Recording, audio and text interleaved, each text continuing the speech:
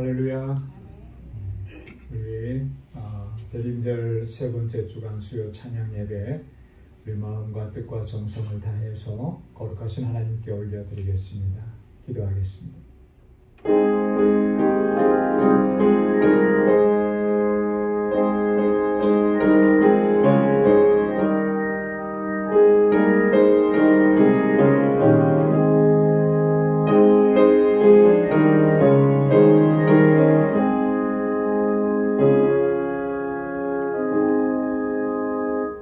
내가 여호와의 인자하심을 영원히 노래하며 주의 성실하심을 내 입으로 대대에 알게 하리이다.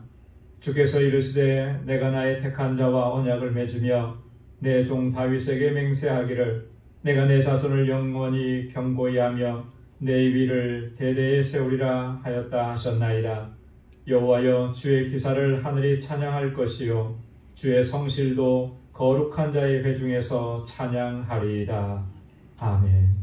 자비하시고 내가 풍성하신 여호와 하나님 아버지, 성의로 지난 3일 동안도 저희들을 은혜 가운데 주의 능력의 장중에 붙들어 주시고 이 험한 세상을 믿음으로 살아가게 하시고 날마다 은총을 베풀어 주심을 감사합니다. 다시금 거룩하신 주님의 임재와 보좌 앞으로 불러주셔서 하나님을 경배하고 찬양하고 예배케 하심을 또한 감사합니다. 이 시간 우리의 마음을 다하고 힘을 다하여 주님을 예배하는 저희들 되게 하여 주옵소서. 우리의 심령이 주님만을 사모하고 갈망합니다. 이 시간 주님의 임재를 경험하게 하시고 하늘의 은혜와 주님의 평강으로 덧입혀 주셔서 우리의 모든 약함과 두려움과 절망과 낙심을 벗어나게 하시고 주님의 주시는 참된 기쁨 안에서 평강을 누리도록 인도하여 주옵소서. 우리의 예배를 받아 주옵소서. 예수님의 이름으로 기원하옵나이다. 아멘. 전능하사 천지를 만드신 하나님 아버지를 내가 믿사오며 그 외아들 우리 주 예수 그리스도를 믿사오니 이는 성령으로 잉태하사 동정녀 마리아에게 나시고 본디오 빌라도에게 고난을 받으사 십자가에 못 박혀 죽으시고 장사한 지 사흘 만에 죽은 자 가운데서 다시 살아나시며 하늘에 오르사 전능하신 하나님 우편에 앉아 계시다가 저리로서 산 자와 죽은 자를 심판하러 오시리라. 성령을 믿사오며 거룩한 공예와 성도가 서로 교통하는 것과 죄를 사하여 주시는 것과 몸이 다시 사는 것과 영원히 사는 것을 믿사옵나이다. 아멘. 찬양으로 하나님께 영광 돌리겠습니다. 내 평생 사는 동안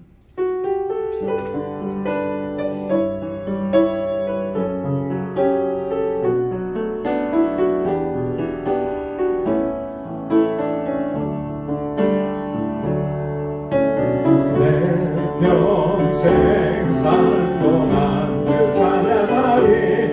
여호와 하나님 내 주를 찬양하리.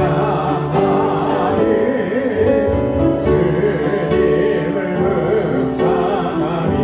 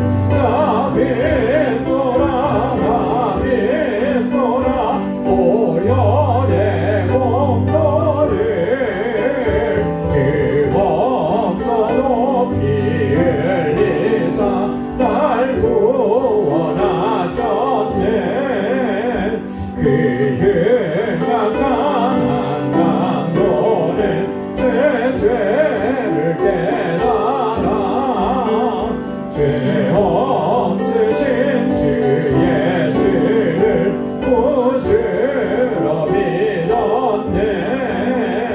내 지은 죄 유나가나 주 예수 믿으며 용서받은 강도같이 곧 용서받으리. 나 믿노라 보혈의 공로를 힘없어도 피 흘리사 날 구원하셨네. 온 백성의 죄 사하신 하나님 어린 양, 그 십자가 지심으로 온 인류 구했네. 저 영원한 새 나라에 다같이 모여서 근거문고 한 곡조로 새 노래 부르리. 나 믿노라 보혈의 공로를 힘없어도 피 흘리사 날 구원하셨네. 3절이요. 온 백성의 죄 사하신 하나님 어린 양, 그 십자가 지심으로 온 인류 구했네. 저 영원한 새 나라에 다같이 모여서 근거문고 한 곡조로 새 노래 부르리. 나 믿노라 보혈의 공로를 힘없어도 피 흘리사 날 구원하셨네. 나 믿노라 보혈의 공로를 힘없어도 죄 흘리사 날 구원하셨네.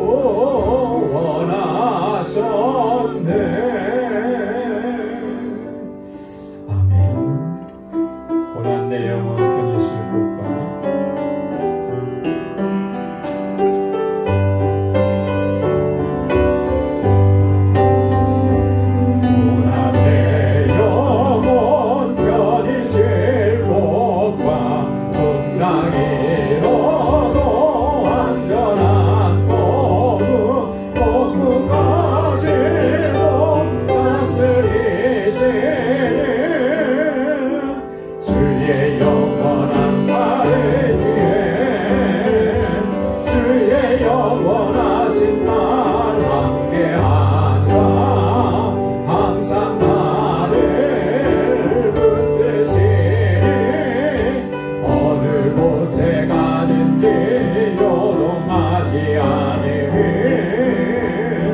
주의 발을 의지함이라. 세상 친구들 나를 버려도 예수님 함께 동행함으로 주의 은혜가 충만하리니. 주의 영원한 발을 주의 영원하신 날 함께하사 항상 나를 붙드시니. 어느 곳에 가든지 요동하지 않으니 주의 발을 의지함이라.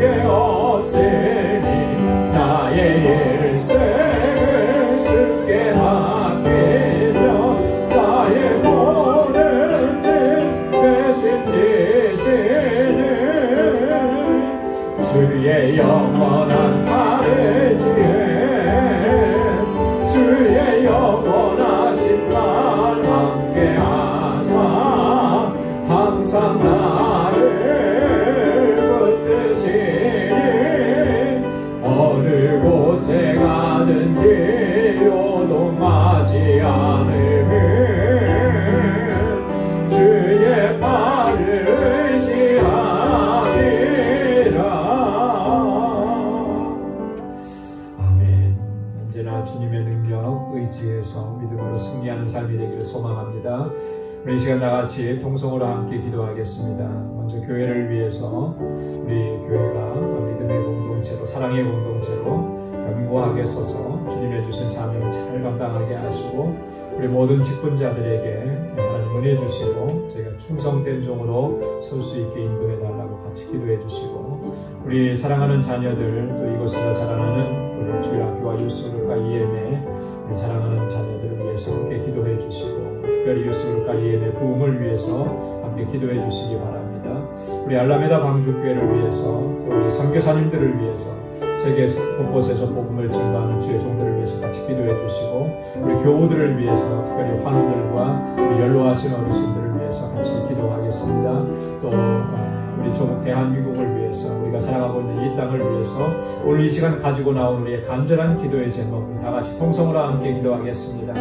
거룩하신 아버지 하나님 감사합니다. 저희들을 사랑하시사 아버지 하나님 이렇게 늘 눈동자와 같이 지켜주시고 주님의 품에 품어주시고 주님의 능력의 손으로 우리를 붙잡아주셔서 이 험한 세상, 시험과 유혹이 많은 이 세상을 넉넉히 믿음으로 이기고 승리하는 삶을 살게 하신 아버지 감사합니다. 오 하나님 아버지, 저에게 다시금 저희들을 불러주셔서 주님을 찬양하고 예배합니다. 아버지 하나님 우리의 예배를 받아 주옵소서. 우리 안에 여전히 허물과 죄악이 가득하고 아버지 하나님 육신의 정욕으로 살아왔던 아버지 하나님 이 정말 아버지 추한 모습들이 우리 안에 있습니다. 주님 앞에 이 시간 고백하오니 주여 용서하여 주옵시고 주의 보혈로 나를 씻어 주옵소서. 정결하게 하옵소서. 거룩하게 하시며 용서 지켜나가는 저희들 되게 하옵소서. 이 시간 저희들이 마음을 같이하여 아버지 뜻을 같이하여 하나님 앞에 간구하옵는 것은 우리 주님께서 세워주신 우리 이 방주교회 지난 25년 놀라우신 은혜와 역사로 여기까지 인도해 주심을 감사합니다. 진정한 믿음의 공동체로 견고하게 서서 아버지의 뜻을 온전히 감당하게 하옵소서. 하나님 진정한 사랑의 공동체가 되게 하셔서 서로 사랑하고 아끼고 위로하며 함께 아버지 하나님 주님의 뜻을 이루어가게 하옵시고, 아버지 세상을 향해서 주님의 진리의 빛을 전하게 하시고 생명의 복음을 증거하게 하시며, 하나님 주께서 택하신 영혼들을 주께로 인도하는 이 귀한 사명을 잘 감당할 수 있는 저희들 되게 하여 주옵소서. 세워주신 주의 종들과 하나님의 신실한 청지기들을 붙잡아 주시고 믿음으로 역사하도록 인도하여 주옵소서. 그 수고와 눈물과 땀과 헌신과 기도가 아버지 하나님의 영성을 헛되지 않게 하시고 아버지 하나님 방주교회가 아름답게 세워나가도록 은혜를 허락하여 주시옵소서. 우리 사랑하는 자녀 손들과 아버지 하나님 이곳에서 자라나는 우리 사랑하는 학생들 청장분들 붙잡아 주시고 저들이 정말 아버지 하나님 믿음으로 살고 하나님 경외하게 하셔서 이 세대의 요셉과 같이 하나님 앞에 쓰임받는 귀한 아버지 주의 백성들이 다 되게 하여 주옵소서. 특별히 아버지 하나님 유스그룹과 이영을 기억해 주시고 하나님 부흥의 은혜를 허락하여 주옵소서. 하나님 주여 아버지를 거듭던 영혼들이 다 주님 앞으로 돌아올 수 있도록 도와주시고 아버지 하나님께서 늘 아버지를 정리하여 주시옵소서. 우리 알라메다 방주교회 주님 세우시고 귀한 역사 이루어주심을 감사합니다. 아버지 하나님 든든하게 서가게 하시고 아버지 그 지역의 영혼들을 구원하는 구원의 방주로 들어서게 하옵소서. 우리 선교사님과 모든 동역자들에게 능력과 권능을 더하시고 아버지 주의 종들에게 세임을 하여 주시옵소서. 지금도 세계 곳곳에서 복음을 전하는 우리 선교사님들 아버지들 동자와 같이 지키시며 성령으로 충만하게 하옵소서. 아버지 그 땅에 아버지 생명의 복음이 아버지 너를 일구어지게 하셔서 생명의 역사가 풍성하게 일어나도록 인도하여 주옵시고 늘 주님 지켜주시고 보호하여 주옵소서. 우리 광주의 본성들 한 사람 한 사람 아버지 저들을 붙잡아주시고 믿음의 용사들이 되게 하옵소서. 하나님의 전승과 피로전을 무장시켜 주셔서 아버지 하나님 신앙의 여정을 아버지 끝까지 승리하게 달려갈 수 있게 하시고 하나님의 영광을 위해 살아갈 수 있도록 인도해 주옵소서. 아버지 하나님 주의 말씀이 아버지 저희의 아버지 하나님의 생명의 역사를 아버지 허락하여 주시고 아버지 주님 안에서 소망을 갖게 하여 주옵소서. 아버지 하나님 공부한 중에 있습니다. 하나님 주여 만들어주시고 위로하여 주시고 육신의 연약함이 있습니다. 치료하여 주옵소서. 특별히 아버지 하나님 아버지를 놓아신 아버지 믿음의 아버지 귀한 원석들을 강건하게 붙잡아 주시고 아버지 하나님 늘 세임을 더하여 주시옵소서. 우리 사랑하는 성도들의 가정을 주님께서 평강으로 만들어 주옵소서. 저희 하는 손으로 하는 모든 일을 복되게 하시고 어디에서든지 복에 그런 삶을 살아가도록 도와주시고 허락해주신 믿음의 기업도 든든하게 지켜주셔서 주님의 영광을 위해서 귀하게 쓰임받게 하여 주시옵소서. 우리의 떠나온 죽음을 아버지 그를 여겨주시고 이 나라의 민족을 다시 아버지 하나님 은혜 안에 세워주옵소서. 모든 믿음의 아버지 종들이 정말 이 나라를 하나님 앞에 바로 세워갈 수 있게 하시고 모든 주자 아버지 하나님의 지는 자들에게 하나님을 두려워하는 마음을 허락해 주셔서 하나님의 공의와 진리가 이 땅에 아버지 하나님의 넘쳐 흐르도록 인도하여 주시옵소서.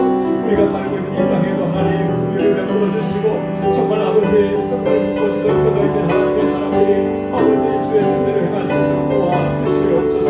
아버지 하나님 시간도 하나님 저희들을 주님 앞에 우리의 간절한 기도의 제목을 가지고 나왔습니다. 주님 앞에 부르짖고 간구합니다. 사랑하는 주의 종들의 아버지 하나님 그 기도마다 하나님 선하신 응답을 허락해 주옵소서. 또 하나님 아버지 이 시간도 주의 말씀 앞에 저희들을 세워주셨사오니 주님 우리를 세웠게 하여 주시고 주의 말씀의 능력으로 우리에게 덧입혀 주옵소서. 아버지 하나님 감사합니다. 모든 영광 주님께 올려드립니다.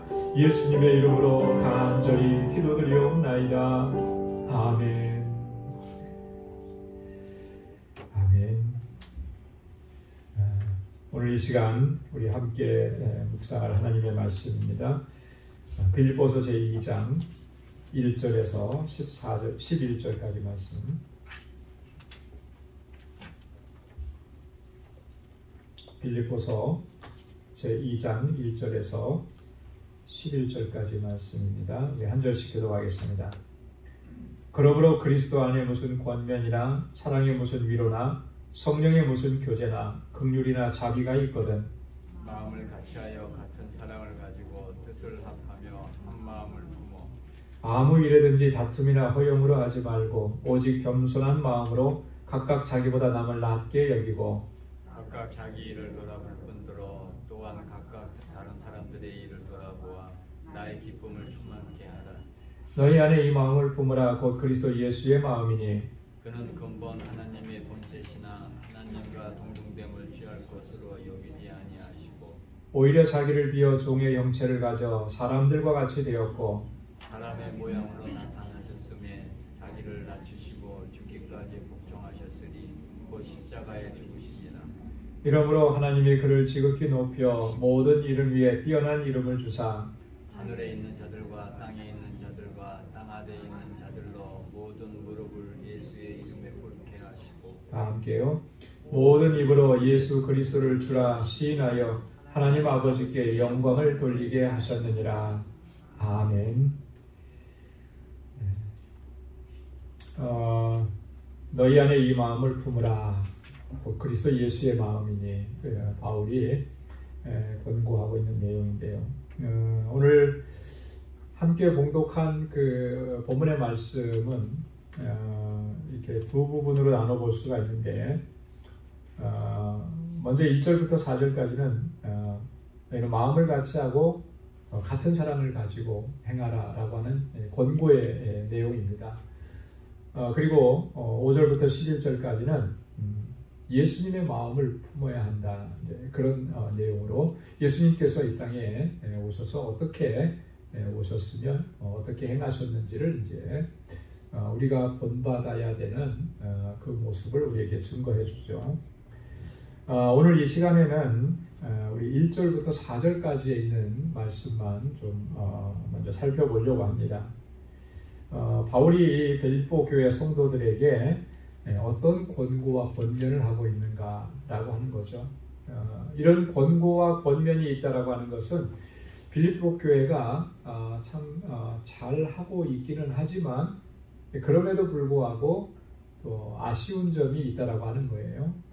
바울의 입장에서 봤을 때 좀 이런 부분들이 좀 많이 아쉽다라고 하는 것이 있는 거예요. 그래서 이렇게 권고하는 것이죠. 자, 먼저 1절 말씀을 보면요. 그러므로 그리스도 안에 무슨 권면이나 사랑의 무슨 위로나 성령의 무슨 교제나 긍휼이나 자비가 있거든 그렇게 합니다. 그리스도 안에서 권면하고 또 위로하고 또 교제를 나누고 또 긍휼과 자비를 베풀고 예수 그리스도의 영광을 위해서 교회가 가장 우선적으로 해야 되는 일이 뭐냐면 하나됨이에요. 하나됨. 하나되지 못하면 주님의 영광을 가리는 그런 결과가 나타나게 되는 거죠. 그래서 바울은 지금 이 본문을 통해서 그 일치와 하나됨을 위해서 어떻게 해야 되는 것이냐, 그 원리를 이제 우리에게 가르쳐주고 있는 것입니다. 여러분, 어떤 공동체든지 그래요. 어떤 공동체든지 그 공동체가 견고하게 서가려고 하면은 가장 중요한 게 하나 되는 거죠. 그 미국을 이렇게 가끔 이제 생각을 해보면 참 미국이라는 나라가 대단한 점이 참 많은데 그 중에 하나 특별한 점을 개인적으로 생각해 보면 뭐냐면, 사실 이 미국이라고 하는 나라가 형성되는 것은 그 단일 민족이 아니잖아요, 그죠? 우리 한국 사람들이 가장 자부심을 갖는 게 뭐죠? 단일 민족이라는 거예요, 단일 민족. 근데 역사학자들에 의하면 한국은 옛날부터 단일 민족은 아니었다라고 하는 게 거의 정설이죠. 왜냐하면 외세의 침략을 많이 받았었기 때문에 이 단일 민족이라고 하는 것은 조금 너무 지나친 그런 의견이고, 우리 자기중심적인 그런 해석이라는 거죠. 근데 요즘에는 단일 민족이라고 얘기하기가 좀 어렵죠, 그죠? 왜냐하면 뭐 동남아시아나 뭐 중앙아시아나 이런 데서 뭐 이렇게 이민 온 사람들이 굉장히 많아요. 그래서 이주민들이 상당히 많이 포함되어 있습니다. 그래서 우리나라도 뭐 미국이나 뭐 이런, 미국만큼은 아니지만 좀 비슷해져 가는 거죠. 미국이라고 하는 나라가 사실 거의 대부분이 다 이민자잖아요, 그죠? 그 이민자들로 이렇게 구성이 되어서 이 큰 나라를 이루고, 인구가 지금 얼마나 되죠? 한 3억이 넘죠? 3억이 넘어. 그리고 뭐 인종별로 다 있지만 이렇게 많은 이 각양각색의 나라에서 온 사람들이 다 모여서 사는데, 여기에는 물론 뭐 내부적으로 들어가면은 뭐 이렇게 뭐가 있겠지만 전체적으로 봤을 때는 말 그대로 유나이티드예요, 그죠? 하나 돼 있는 거예요. 하나 돼. 이게 참 신비로운 거죠. 여러분, 서부 쪽으로 가면은 원래 서부 쪽과 남부 쪽, 서남부 쪽은 다 어느 나라 땅이었습니까? 다 멕시코 땅이었잖아요, 그죠? 전쟁을 통해서 그 땅을 다 얻어온 거잖아요. 그리고 실제로 거기 사는 사람들은 멕시칸들이 상당히 많이 살고, 그러면 민족적으로도 다 틀리잖아요. 그런데도 이렇게 하나됨을 이루어가는 것. 그러니까 아마 전 세계 최강의 나라로 설 수 있지 않았나. 만약에 뭐 어떤 주는 지금도 뭐 독립한다 뭐 이런 얘기도 있고 뭐 그런다 그래요. 정치적으로 이제 하는 얘기들인 것 같은데, 여러분, 그게 하나 되지 못했으면 이 나라가 어떻게 됐겠습니까? 세계 최강의 나라를 이루어갈 수가 있었을까? 그러지 못하는 거죠. 세계를 이끌어가는 나라가 될 수 있기 위해서 가장 기본적인 것은 그 나라가 전체가 하나가 돼야 되는 거죠. 근데 우리나라 요즘에 볼 때 참 너무 안타깝고 참 위기감마저 드는 것은 자꾸 이렇게 갈라지는 거예요, 그죠? 국론이 갈라지고, 국민 감정이 갈라지고, 정치적으로, 이념적으로 갈라지고, 이거 굉장히 위험한 신호거든요. 이게 그냥 그대로 방치하게 되면 나중에는 걷잡을 수 없이. 그래서 예전부터 우리가 늘 염려했던 게 뭐였습니까? 지역 감정 뭐 이런 거 얘기했잖아요, 그죠? 그거 깨트려야 된다고 하는데 그게 잘 안 되는 거예요. 이제는 정치적으로, 이념적으로 그렇게 돼버리니까. 그래서 사실 뭐 많은 분들이 그런 부분들을 걱정하는 거죠. 언제까지 이렇게 가서, 정말 이렇게 가면 끝은 정말 불보듯 뻔한 건데. 그래서 우리가 우리 민족을 위해서, 나라를 위해서 기도할 때 정말 그런 마음들이 다 허물어지고 하나 되도록, 그렇게 한 마음이 되도록 우리가 기도해야 돼요.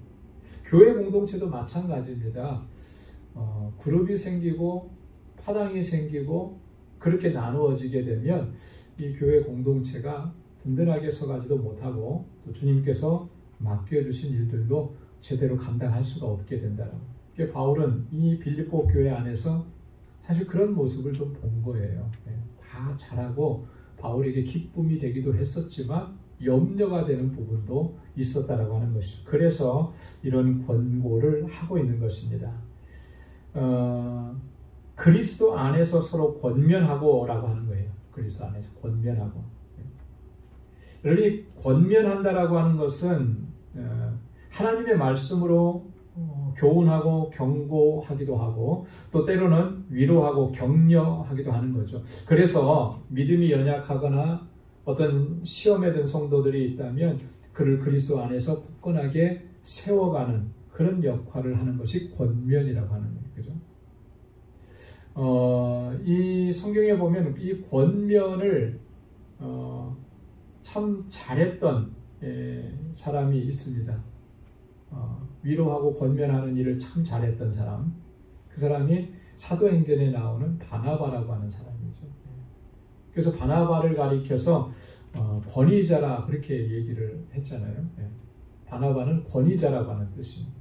그러니까 어떤 어려움이 있거나 좀 힘든 일을 겪는 사람들이 있거나 그러면 그를 찾아가서 권면해주고 그를 위로해주고 그를 다시 이렇게 세워주고 이런 역할들을 참 잘했던 거예요.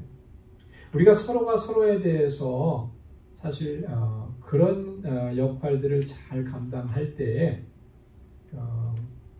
물론 우리가 연약함이 있어서 넘어지고 쓰러지고 절망하기도 하지만 그를 다시 일으켜 세워줄 수가 있게 되는 것이죠.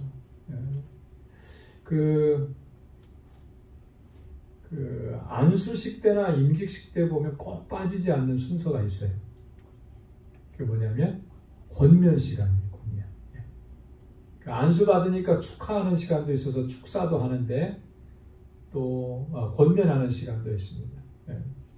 그러면 이제 그 권면하시는 분들이 이제 앞으로 이제 직분자로서 어떻게 감당을 했으면 좋겠습니다라고 하는 이런 어드바이스를 하는 거잖아요. 근데 그게 굉장히 중요한 거죠. 굉장히 중요해요. 그런 권면을 우리가 자주 듣지를 못하거든요. 그죠? 그렇기 때문에 어떤 면에서 보면 우리가 정말 바르게 이렇게 걸어가는 것이 쉽지 않은 거예요. 근데 우리가 공동체 안에서 서로가 서로에 대해서 이렇게 주님의 말씀으로 권면하고 이끌어주고 뭐 잘못된 것이 있으면 바로 잡아주고 낙심되어 있으면 말씀으로 위로하고 격려하고 그렇게 해서 이렇게 세워주고 그래야 이 공동체가 정말 든든하게 서갈 수가 있고 하나됨을 이뤄갈 수가 있다라고 하는 거죠. 그래서 첫 번째로 그리스도 안에서의 권면을 얘기했고요. 두 번째로는 위로를 얘기합니다. 이 위로는 영어 성경에는 보니까 그렇게 기록되어 있더라고요. 사랑의 무슨 위로나 그랬거든요. 이 사랑이 뭐냐면 그리스도의 사랑을 얘기하는 거예요. 그래서 그리스도의 사랑으로부터 나오는 위로라고 하는 그런 의미입니다. 여러분 우리가 위로한다라고 하는 것은 어떤 슬픔과 낙심되는 일을 겪은 사람을 다시 그를 이렇게 용기를 북돋아 주는 게 위로잖아요. 근데 그 위로가 어디서부터 오는 것이냐? 주님의 사랑으로부터 나오는 위로여야 된다라고 하는 거예요. 주님의 사랑으로부터. 고난과 역경, 절망과 좌절 가운데 있는 성도들에게 주님께서부터 오는 그 위로로서 위로하고 격려하는 것, 그리고 더 나아가서는 그 고통과 아픔을 함께 나누는 것, 이게 위로의 사역인 것이죠. 사실 우리 주변에는 이런 아픔을 겪는 분들이 많이 있습니다. 그리고 말을 안 해서 그렇지요. 다 그런 아픔과 고통들이 다 있어요. 그죠? 그런 모습들을 발견했을 때 우리가 어떻게 위로할 수 있겠느냐라고 하는 거예요. 무슨 말로 위로할 수가 있겠는가? 주님께서 주시는 그 사랑이 아니면 사실 위로한다는 일이 쉽지 않은 그런 일입니다. 하나님께서 우리에게 베풀어 주신 그 사랑과 그 위로로 우리가 받은 그 경험으로 또 우리의 형제와 지체와 자매들을 위로하고 격려하고 세워가는 일, 이게 참 중요한 거죠. 고린도후서 1장 3절로 4절에 보면 바울이 이런 말을 했습니다. 찬송하리로다. 그는 우리 주 예수 그리스도의 하나님이시요 자비의 아버지시요 모든 위로의 하나님이시며 우리의 모든 환난 중에서 우리를 위로하사 우리로 하여금 하나님께 받는 위로로서 모든 환난 중에 있는 자들을 능히 위로하게 하시는 이시로다. 하나님은 위로의 하나님이시다 그랬잖아요. 우리의 환난 중에서 우리를 위로하시는 분이시다. 하나님의 위로가 우리에게 임하고 그 우리에게 임한 그 하나님의 위로가 또 어떤 역할을 감당하게 하느냐면 우리가 하나님께로부터 받은 위로로서 환난 중에 있는 사람들을 위로하게 하신다라고 하는 거예요. 여러분 이 직책을 이 사명을 또 우리에게 주셔서 그 일을 감당하게 하셨다. 하나님께서 주신 위로로 우리의 지체들의 아픔과 눈물과 고통을 위로해 줄 수 있는 그런 저와 여러분들이 될 수 있기를 소망합니다. 세 번째는요, 성령의 무슨 교제나 그랬잖아요. 성령과 함께하는 교제, 그런 의미입니다. 여러분, 이 교제라고 하는 말은 서로 사귀는 거죠. 펠로우십을 얘기하는 거잖아요.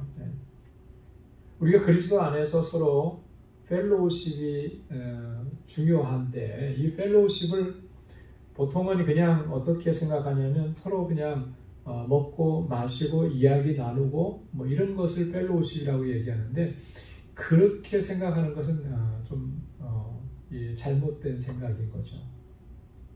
그게 펠로우십이 아니고 펠로우십이라고 하는 것은 그런 거예요.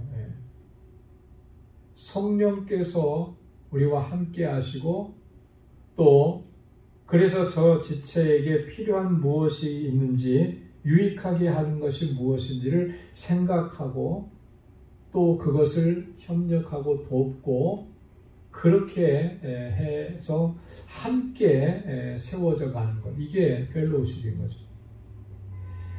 사도행전 2장 44절 45절에 보면 초대 예루살렘 공동체의 모습을 아주 잘 그려놓고 있는데 거기에 보면 믿는 사람들이 다 함께 있어서 물건을 서로 통용하고 재산과 소유를 팔아서 각 사람의 필요를 따라 나눠주고 또 날마다 마음을 같이해서 성전에 모이기를 힘쓰고 또 집에서는 떡을 떼고 기쁨과 순전한 마음으로 음식을 먹고 그렇게 공동체를 이루어갔다라고 하는 것이 기록되어 있는데요. 이 초대 예루살렘 공동체가 얼마나 아름다운 모습을 지니고 있는지를 잘 보여주는 거잖아요. 서로의 필요를 채워주는 거예요. 그게 단지 물질만이 아니고 신앙생활하는 데 있어서 영적인 부분들, 이 모든 것들을 다 포함하는 거죠. 그래서 교회의 사명을 얘기할 때 전통적으로 교회의 사명은 5가지가 있다 이렇게 얘기하잖아요. 여러분 그 5가지 다 기억하세요? 한번 테스트 한번 해볼까요? 네. 교회의 사명 5가지. 첫째, 교회의 사명 첫 번째는 뭐예요? 예배하는 일이죠. 예배. 하나님 예배하는 일. 이거는 언제나 항상 첫 번째인 거예요. 자, 두 번째는 뭐예요? 전도하는 일이죠. 선교하는 일. 네. 선교. 그리고 세 번째는 뭡니까? 교육하는 일. 그죠? 네. 하나님의 말씀으로 양육하는 일. 교육은 양육이라고 하는 의미죠. 그 다음에 네 번째는 뭐예요? 봉사하는 일이에요. 구제하는 일. 네. 봉사, 구제, 같은 의미. 자, 그 다음에 마지막 5번째는 뭘까요? 지금 얘기했잖아요. 조금 전에. 교제, 성도의 교제. 그러니까 이 5가지가 전통적으로 교회의 삶, 물론 그 밖에도 사명이 많이 있죠. 근데 대표적인 것을 정리해보면 그렇게 5가지를 이제 얘기를 하는데요. 보세요. 성도의 교제가 교회의 사명 가운데 들어가 있어요. 그래서 우리가 그리스도 안에서 사랑을 나누고 또 서로 위로하고 격려하고 세워주고 그렇게 교제를 나누는 걸 통해서 교회는 더욱더 든든하게 서가게 되는 것이죠. 여러분 교회에 왔다가 그냥 그냥 예배만 딱 드리고 가버리면 그 교제는 사실 이루어지지가 않는 거잖아요. 그죠? 어떤 분이 그런 얘기를 하시더라고요. 어떤 목사님, 큰 대형 교회 목사님인데 교인들이 이렇게 몇천 명 될 때까지는 그래도 누가 누군지는 조금 알만 하더래요. 근데 10,000명 넘어가니까 누군지 하나도 모르겠더라. 그런 얘기를 합니다. 근데 제가 생각할 때는 몇천 명만 돼도 누가 누군지 잘 알 수 있을까? 예. 근데 대형 교회들의 이 예배 드리는 이게 그 현장에 보면 저도 이제 부목사로서 오랫동안 사역을 해봤지만 교회 안에 와서 열심히 신앙생활하고 교제하고 모임에도 나오고 이런 사람들도 있지만 또 상당수는 그냥 예배만 드리고 가는 분들도 상당수가 있습니다. 그리고 현대사회는 뭐냐면 익명성을 자꾸 이렇게 그 익명성 안에 이렇게 나를 이렇게 숨기려고 하는 그런 일들이 참 많아요. 그래서 그냥 예배만 드리고 가겠다. 거기에서 조금 아는 척하고 뭐 얘기하고 그러면 그거 굉장히 불편해하는 거예요. 그러면 물론 하나님을 예배한다는 데 있어서는 예배는 잘 드리고 가죠. 근데 교제하는 일이 없거든요. 다른 릴레이션십이 하나도 없는 거예요. 그렇다면 내가 정말 건강한 신앙인으로 그런 믿음 생활을 잘하는 것이라고 우리가 얘기할 수 있겠는가? 그러지 못한 거죠. 왜냐하면 교회의 사명이 성도의 교제가 그 안에 들어가 있잖아요. 항상 우리가 잘할 수 없고 항상 우리가 늘 충만할 수 없고 때로는 우리가 낙심되기도 하고 또 좌절하기도 하고 하는 거거든요. 그럴 때 우리 옆에서 같이 함께 기도해주고 함께 일으켜 세워주고 그렇게 해서 함께 하나님의 뜻을 이루어가는 거죠. 공동체가 그렇기 때문에 우리에게 굉장히 유익하고 또 우리의 신앙생활을 돕는 거예요. 그렇게 하려면 우리가 정말 권면과 위로와 교제가 우리 안에서 활발하게 일어나야 하는 것입니다. 우리 방주교회가 그런 교회가 될 수 있기를 소망합니다. 그리고 네 번째는 긍휼과 자비라 그랬습니다. 그리스도 안에서 긍휼과 자비로 행하라. 여러분 긍휼이라고 하는 것은 불쌍히 여기는 거잖아요. 네, 불쌍히 여기는 마음.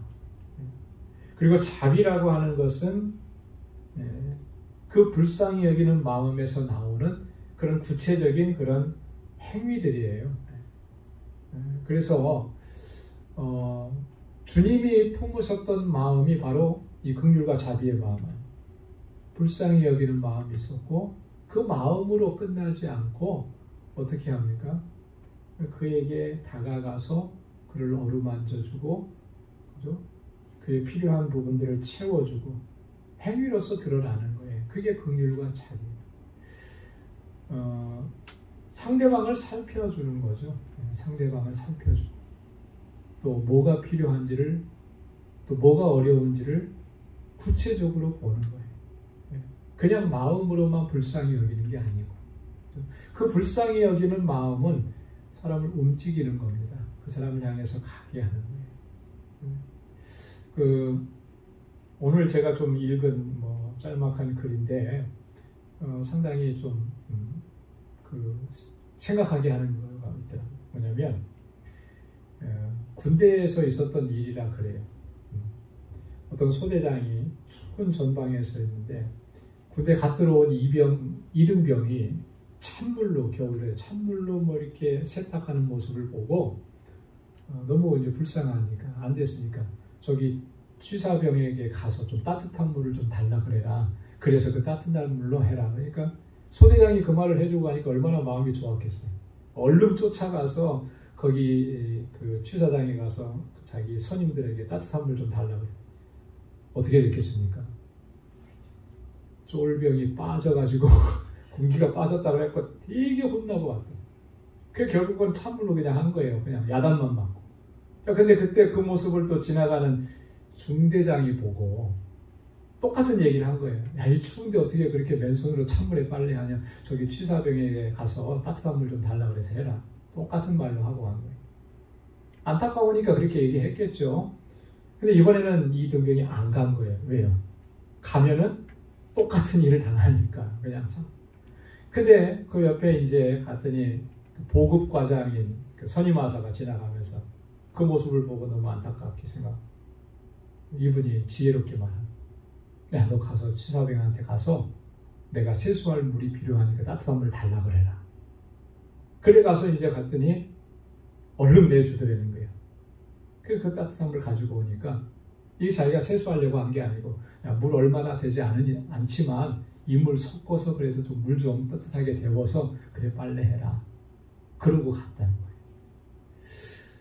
생각하는 마음은 다 있었죠. 소대장도 중대장도 생각하는 마음은 다 있었어요. 불쌍히 여기는 마음은 있었죠.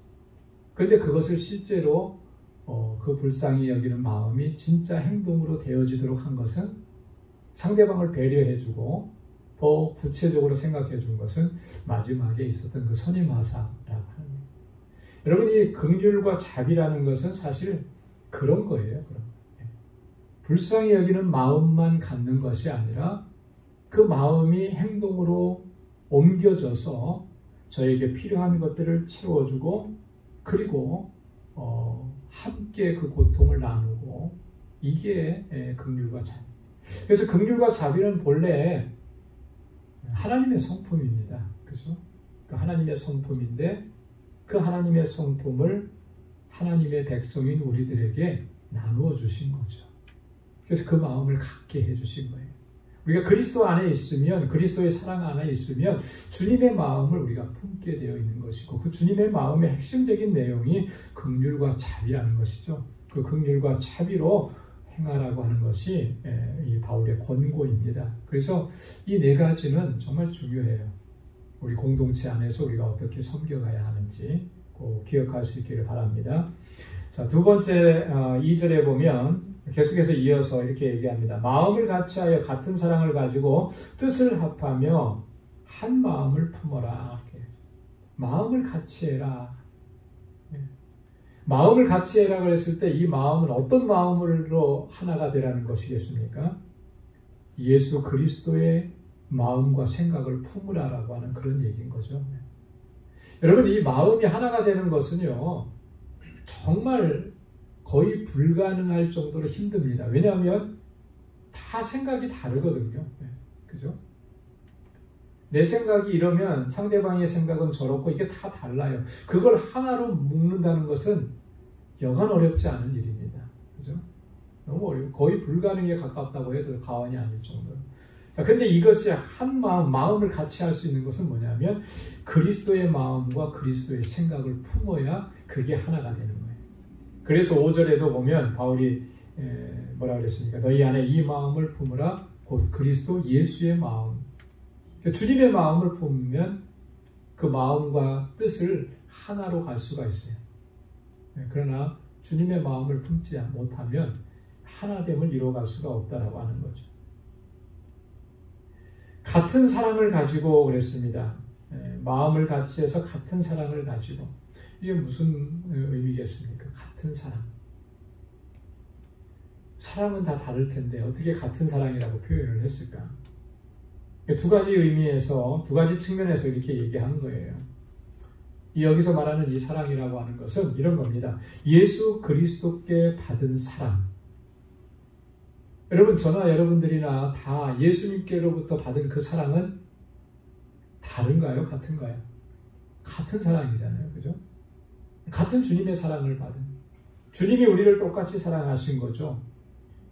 여러분들을 위해서나 저를 위해서나 똑같이 십자가에 달려서 죽으신 거예요. 우리에게 베풀어 주신 사랑은 이건 같은 사랑. 그래서 우리는 예수님을 사랑합니다. 우리도 예수님을 사랑해요. 주님을 사랑하는 마음 다 같은 그런 마음이잖아요. 그런 사랑을 얘기하는 거예요. 예수님께서 우리에게 주신 그 새 계명은 그 사랑으로 서로 사랑하라고 하시는 거예요. 그렇죠? 내가 너희를 사랑한 것 같이 너희도 서로 사랑하라. 너희도 서로 사랑하라. 이게 주님께서 우리에게 주신 새 계명입니다. 여러분, 내가 주님께로부터 그 사랑을 받았음을 우리가 분명히 기억한다면 사랑을 받은 것에서 우리가 만족하고 사랑을 받은 것에서 기뻐하는 것이 아니라 그것을 넘어서는 것이죠. 그 다음에 그 사랑으로 우리 형제와 자매와 함께하는 사람들을 사랑하는 거예요. 내게 있는 뭐 누군가가 나에게 잘해줬기 때문에 그를 더 잘 대우해주고 이런 게 아니라 내가 주님께로부터 그런 사랑을 받았으니 그 사랑 가지고 섬기는 것, 그게 주님께서 우리에게 요구하신 사랑이라고 하는 것입니다. 뜻을 합하여 그렇게 얘기했습니다. 뜻을 합하라. 이 뜻을 합한다라고 하는 것은요, 굉장히 아주 중요하고 무거운 의미가 담겨져 있습니다.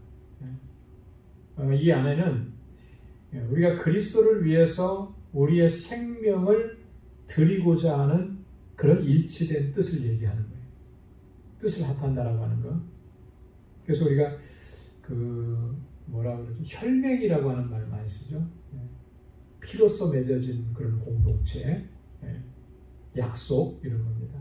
그러니까 내 목숨을 내놓고 그리고 한 가지 그 목적을 위해서 서로가 뜻을 같이 하는 거, 생명을 걸어놓고 그게 뜻을 합하여라고 합니다. 그리스도를 위해서 내 생명을 바치고 그리스도를 위해서 내 몸을 모든 것을 다 바치면서 그게 뜻을 같이 하고 뜻을 합하는 거예요. 내 뜻을 위해서 그렇게 하는 게 아니고, 그죠? 내 목적과 내 야망을 이루기 위해서 그런 게 아니고 주님의 뜻을 이루기 위해서.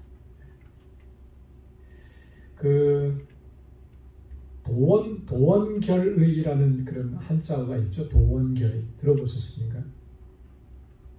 도원결의 한다. 이 사자성어가 나오게 된 그 배경은 유비하고 관우하고 장비가 서로 의형제를 맺은. 근데 그 복숭아 밭이라고 그래야 되나요? 도원이라는 말이 복숭아밭. 거기에서 뜻을 같이 하기로 이제 결의를 맺은 거. 그걸 도원결의라고. 그래서 어떤 목적과 어떤 뜻을 함께 이루어가기 위해서 서로가 하나가 되는 것. 이것을 도원결의라 이렇게 얘기를 하잖아요. 세상에도 보면은 그래요. 어떤 목적을 이루기 위해서 뜻을 같이 한 사람들끼리 함께 모이는 거예요. 그죠? 우리 그리스도인들은 뜻을 합하는데 무엇을 위해서 뜻을 합하느냐? 무슨 뜻을 위해서? 하나님의 영광을 위해서, 예수 그리스도를 증거하는 일을 위해서, 복음을 전하는 일을 위해서, 주님을 위해서 우리가 뜻을 같이 해야 한다는 것입니다. 한 마음을 품으라 그랬습니다. 한 마음을, 일치된 마음을 품으라. 여러분, 이 한 마음을 품는 거, 마음을 같이 하는 것은 성령이 역사하시지 않으면 그 마음이 하나가 되지를 못해요. 그래서 우리가 항상 성령의 함께 하심을 구해야 되는 것이죠.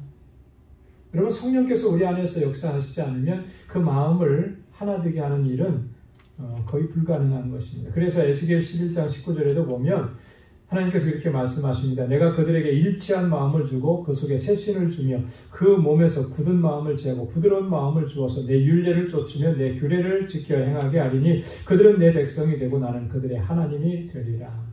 주님께서 우리에게 뭘 주신다 그랬습니까? 일치된 마음을 주시고 우리 안에 새 신을, 성령의 성신을 우리에게 허락해 주신다는 거예요. 그렇게 해서 우리의 마음이 부드러운 마음이 되고 주님의 율례를 쫓게 하십니다. 여러분, 우리가 마음을 같이 할 때 사실 우리가 한 마음이 되게 해달라고 간구할 때 그보다 앞서 우리가 기도해야 되는 것은 성령께서 우리 안에서 우리 각 사람의 마음에서 그렇게 역사해 주시기를 간구해야 하는 것입니다. 왜냐하면 내 의지로는 그것이 거의 불가능하기 때문에 그런 거예요. 그래서 우리가 마음을 같이 하고 같은 사랑을 가지고 뜻을 합하고 한 마음을 품어서 우리 공동체를 세워가고 하나님의 뜻을 이루어가야 할 줄로 믿습니다. 그 다음에 이제 3절에 보면 하지 말아야 될 것과 우리가 반드시 지켜야 될 것을 대조적으로 얘기합니다. 아무 일에든지 다툼이나 허영으로 하지 말고. 여러분, 다툼으로 한다라고 하는 거, 이게 뭘 얘기하는 거냐면 쉽게 얘기하면 당파심을 얘기해요. 파당, 그렇죠?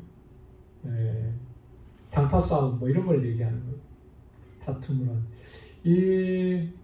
여러분, 이 초대 교회들 중에서 이 당파 싸움 때문에 가장 심각한 위기를 겪었던 교회가 어떤 교회죠? 고린도 교회가 그랬죠. 그죠?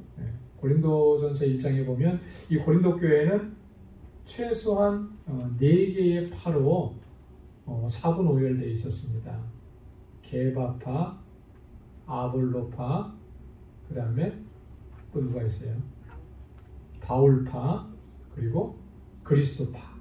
뭐 이렇게. 그러니까 고린도전서를 바울이 쓰면서 이 문제를 제일 먼저 다루거든요. 이게 그만큼 심각했던 거죠. 빌립보 교회도 사실 다 잘했지만 가장 그 염려가 되는 이 부분이 존재했던 것입니다. 그래서 바울이 지금 이렇게 얘기합니다. 다툼으로 하지 말라. 절대로 파당을 나누지 말라. 다툼이라고 하는 것은요, 분파를 나누는 것은 사단이 좋아하는 일이죠. 육체의 일입니다. 갈라디아서 19장에 보면 5장 19절에 보면 바울이 그렇게 얘기를 했어요. 육체의 일은 현저하다고 하면서 쭉 설명을 하면서 그 안에 뭐가 들어가 있냐면 분쟁이 있다고 했어요. 분쟁. 이거는 성령의 일이 아닌 거예요. 사단이 하는 일입니다. 사단은 항상 분쟁을 일으키고 다툼을 일으켜서 이 공동체를 파괴하는 역할을 합니다. 그리고 나아가서는 여러분 공동체가 파괴되면은 복음 전하는 일이 막히게 되는 거잖아요. 이게 사단이 즐겨하는 일들이에요. 그래서 절대로 다툼으로 하지 말고 허영으로 하지 말라. 이 허영이라고 하는 것은 자기의 이익과 자기의 명예만을 쫓는 그런 어떤 세속적인 세상적인 야망들을 얘기하는 이게 허영이라는 거예요. 여러분 허영이라고 하는 것은 그 자체가 우상숭배입니다. 왜냐하면 탐심에서부터 나오는 것이기 때문에 그리고 모든 분쟁의 원인이 되는 거예요. 한 가지 예를 들면은 예수님의 제자들이요 12명이 있었잖아요. 그죠? 근데 이 12명이 서로가 서로에 대해서 굉장히 미운 그런 감정을 가졌던 적이 있습니다. 언제 그렇게 됐죠? 야고보와 요한의 어머니가 예수님께 살짝 찾아와서 내 두 아들을 어떻게 해요? 주님의 좌편에 주님의 우편에 앉게 해주십시오. 이런 요청을 했을 때 이게 이제 다른 제자들에게도 알려진 거죠. 그래서 서로에 대해서 분노하는 마음을 갖게 하는 갈라져 버리잖아요. 그죠? 이 우리 안에 그런 어떤 탐심이 있고 그 세속적인 그런 야망이 생겨나게 되면 이런 일들이 발생하게 되는 것입니다. 그래서 그리스도의 영광을 위해서 우리가 일치된 삶을 살아야 하는데 이 다툼이나 허영이라고 하는 것은 정말 치명적이라는 거 우리가 꼭 기억해야 하는 것입니다. 자, 이런 마음으로 하지 말고 어떻게 하라 그랬습니까? 겸손한 마음으로. 이 겸손한 마음의 가장 큰 특징은 뭐냐면 자기보다 남을 낮게 여기는 거예요. 우리는 어떻게 생각합니까? 그래도 내가 저 사람보다는 낫다. 이렇게 생각하는 경우가 참 많잖아요. 그죠? 그럼 벌써 이미 그 마음이 높아진 겁니다. 교만해진 거예요. 겸손한 마음이라고 하는 것은 그래도 저 사람이 나보다 낫지. 이거예요. 이 마음을 우리가 항상 간직해야 하는 것입니다. 그래서 겸손이라는 말의 원래 의미는 자신을 자기의 가치보다 더 낮게 여기는 것이다. 그렇게 얘기합니다. 그래서 이 헬라 시대 당시에는 이 겸손이라는 말은 마치 뭐로 비유했냐면 노예가 살아가는 모습을 겸손이라 그렇게 했어요. 그러니까 노예가 항상 주인의 말에 복종해야 되고 엎드려야 되고 이런 걸 겸손이라는 단어를 사용을 한 거예요. 자, 그러니까 그 시대에는 겸손이라는 말이 긍정적인 의미입니까? 부정적인 의미겠습니까? 부정적인 의미죠. 자, 그런데 우리 기독교 그리스도인 예수님께서는 이 겸손이 우리 그리스도인들이 가져야 하는 최고의 미덕이라고 하죠. 예수님께서 너희 우리를 가리켜서 뭐라 하겠습니까? 나는 마음이 온유하고 겸손하니 내 멍에를 메고 내게 배우라. 주님 자신이 겸손하셨던 거예요. 그래서 그 주님을 통해서 배우라는 것이죠. 주님을 따르는 제자들이라면 당연히 주님께서 걸어가셨던 그 길을 걸어가야 되는 것이죠. 성경에 한결같이 우리에게 증거해 주는 것은 하나님은 겸손한 자에게 은혜를 베풀어 주신다라고 하는 그런 말씀인 거예요. 교만한 자는 어떻게 하신다 그랬습니까? 대적하신다. 그래서 베드로는 다 겸손으로 허리를 동이라 우리에게 그렇게 권고했던 것이죠. 그래서 우리가 항상 겸손한 마음으로 다른 사람을 나보다 낮게 여기고 그렇게 섬기며 나아갈 때 이 공동체가 더 아름답게 세워져 갈 줄로 믿습니다. 그 다음에 마지막 4절에 보면 각각 자기의 일을 돌아볼 뿐더러 또한 각각 다른 사람들의 일을 돌아보아 나의 기쁨을 충만케 하라. 자기의 일을 돌아본다. 여기서 말하는 그 일이라고 하는 것은 뭐냐면요. 관심이라는 거예요. 그래서 영어 성경에 보면은 interest라고 되어 있어요. interest. 자기의 관심만 돌아볼 뿐만 아니라 다른 사람들의 관심도 돌아보아야 한다라고 하는 거예요.